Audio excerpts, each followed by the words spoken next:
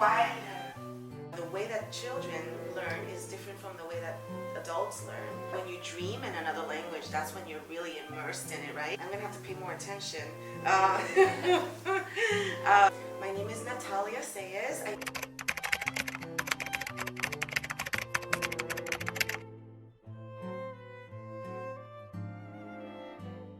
Hi everyone, my name is Vikina and welcome to Talk with YouZai. I'm the founder of YouZai.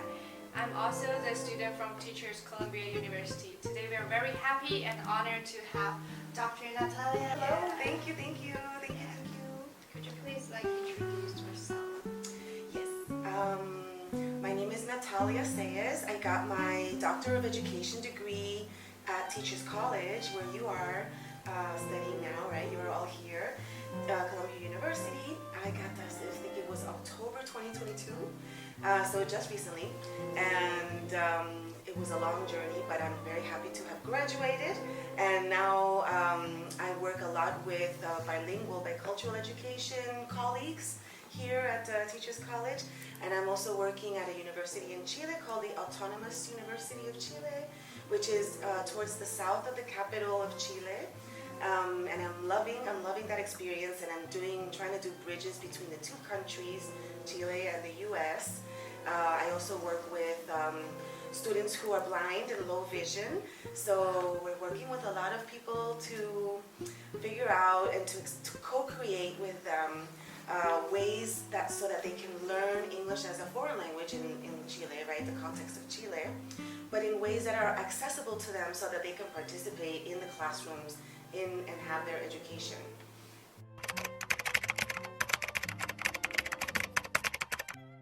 I would say for the longest time, and you probably experienced this in China as well, is very focused on the grammar. It's very kind of focused on the form, the structures, right?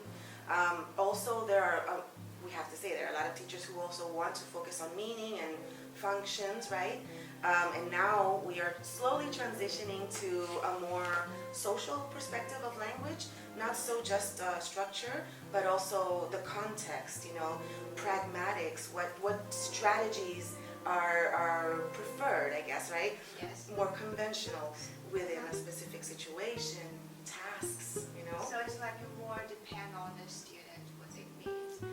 Right, now we're shifting to that for sure, and I was lucky to learn from bilingual bicultural education, because if I just stick with EFL or ESL or even just applied linguistics, I wouldn't have gained so much amazing, wonderful knowledge about sociocultural theory and how education is a cultural endeavor as well. When culture can happen everywhere, can happen in the classroom, can happen on the street, can happen from the churches, from the supermarkets, from the communities, bringing it all together. So I learned that from bilingual bicultural education.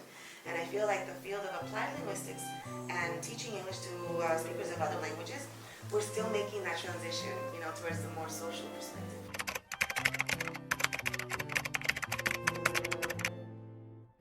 Anytime, I would say, any time is good.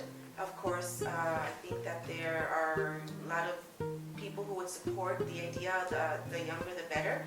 But the way that children learn is different from the way that adults learn, right? And it's not necessarily better or worse.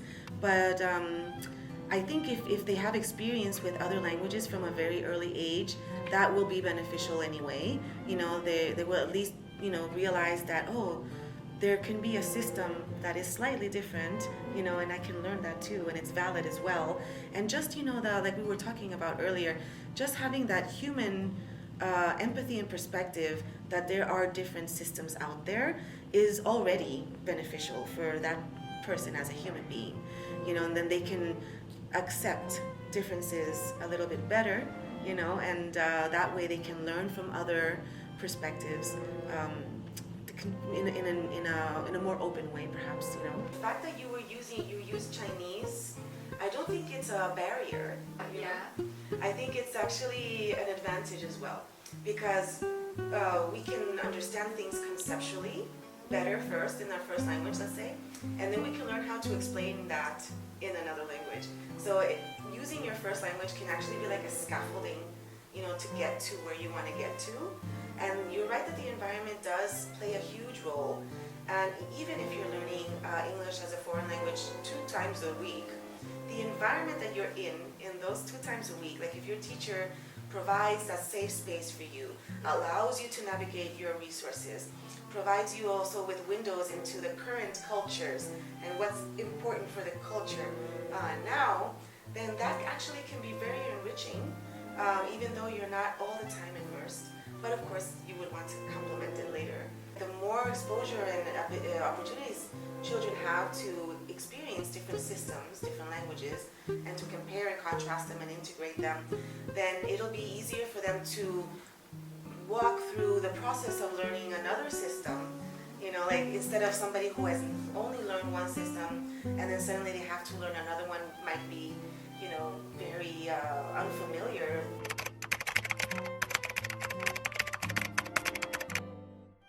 When you're thinking, which language you use in your mind? Oh, I love that.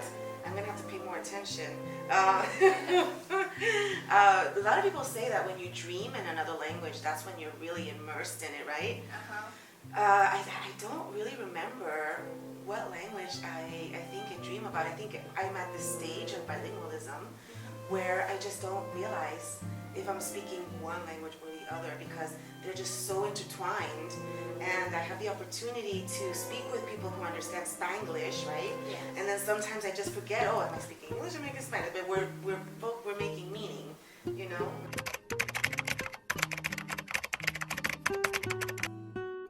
People tend to think that the only way to learn another language is to be immersed, and I do kind of agree with that because you're always exposed and you have to interact in the language. But nowadays we're so connected, right? Yes. By the internet, by social media, all of these video chat things. Well, for children, I think it's even more fun because children have a lot of context of interest, right? They're not in the work yet, and so they have a lot of interest. So what you have to do as an educator from our perspective is to find out what is the interest of the child, what is the interest of the student, what do they care about, and then teach the language, you know, related to that, you know, and that's the way it has been shown to us that is more efficient to teach a language and for the kids and the adults as well to learn the language rather than having like grammar structures, you know. So any suggestion for the parents? So many suggestions. I think that first of all, the human aspect, right? Yeah. So parents might be afraid sometimes that if their children speak another language, it'll interfere with this other language. And I think the human part is very important. So the parents, it might be a good idea for them to give their children a very safe space, you know, and confidence to use all of the resources that they have, you know, to validate what they know, you know, not to tell them, oh no, don't say that here, but to dialogue. Try, right? Yes, give them the opportunity, exactly, and have a dialogue and build from there, you know, because if we don't listen to the children or any students, even if they're adults, we don't listen to them and we don't know what they already know and what they're interested in and how they are analyzing things, then it's going to be hard for us to work with them. But if we listen, if we give them safe space, if we, you know, incorporate that human aspect, then it's amazing how they just expand, you know.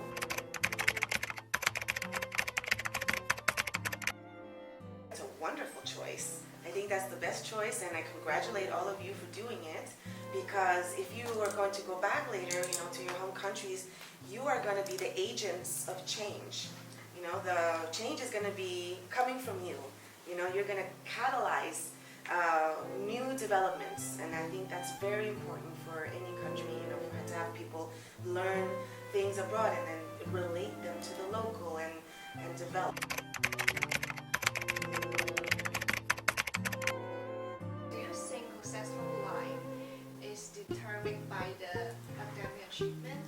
That's an amazing question, and it can be a trick question, you know. Yeah. I think in Chile, it kind of happens similarly, and here in the US as well, right? With the SATs, I think they call it. Yes. Yes. As AP. Oh, right. Yes, exactly. And so that's the entrance to the university, right? And so it's a test, it's a nationwide test. In Chile we have the same system, but it's being very criticized because it's like a vicious cycle, right? The system tries to rank or score the ability based on a standard test. Yeah. So right off the bat, as we say in Chile, in English, you see what I mean? Like I forget. Right from the beginning, we are looking at success as something standard. Yes. And so we're not taking into account that there are people who have different abilities, right? We have all different abilities. Yeah. And that we can all get to the same goal, but with different paths. Yeah. So that's not taken into consideration. That's the first point.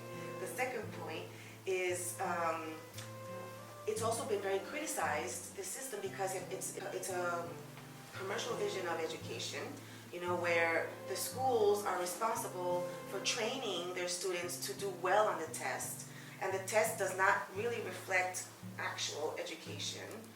There's so many things that are not reflected in the test. Yes. And the schools have the responsibility to prepare their students for the test, and if they don't, they can close down, they can get closed down, teachers will be fired, it's not going to have a good ranking, it's a terrible situation.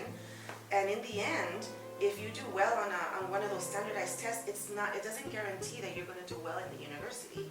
It's just because you prepared for that test that you did well on that test. Yes. But it doesn't transfer to other contexts. It's being very critiqued. Yes.